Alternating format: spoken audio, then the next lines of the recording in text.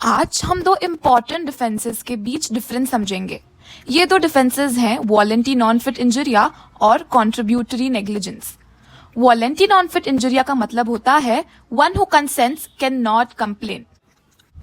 अगर प्लेंटिफ ने खुद जानबूझ के किसी डेंजरस एक्टिविटी में पार्टिसिपेट किया और प्लेंटिफ को उस डेंजरस एक्टिविटी के भी पता थे, तो बाद में इंजरी के लिए वो डिफेंडेंट को जिम्मेदार नहीं मान सकता। इसका एक एग्जाम्पल ले लो। अगर कोई इंसान बॉक्सिंग मैच में वॉलेंटरीली फाइट करता है और उसे चोट लग जाती है, तो वो बाद में दूसरे बॉक्सर पर केस नहीं कर सकता।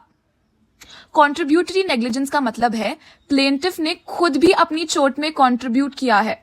अगर प्लेंटिफ थोड़ा भी केयरलेस था और इस वजह से इंजरी हुई है, तो उसका पूरा कॉम्पेंसेशन नहीं मिलता।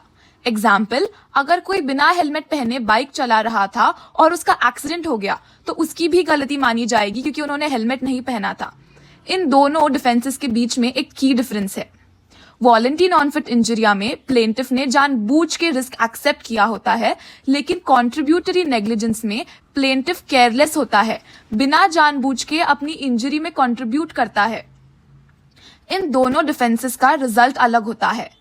वॉलेंटी नॉन फिट इंजरिया अप्लाई होगा जहां प्लेंटिफ को कुछ भी कंपेंसेशन नहीं मिलता, और अगर कॉन्ट्रीब्यूटरी नेग्लिजेंस हो तो कोर्ट कंपेंसेशन रिड्यूस कर देता है, उसे पूरा कंपेंसेशन नहीं मिलता।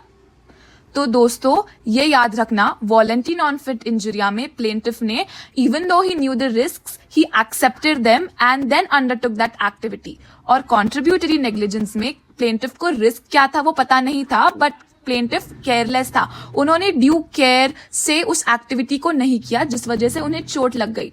वॉलेंटी नॉन फिट इंजरिया में प्लेंटिफ को कॉम्पेंसेशन ही नहीं मिलता कोर्ट की तरफ से, और कॉन्ट्रीब्यूटरी नेग्लिजेंस में जो कॉम्पेंसेशन होता है कोर्ट की तरफ से वो कम हो जाता है, पूरा कॉम्पेंसेशन नहीं मिलता।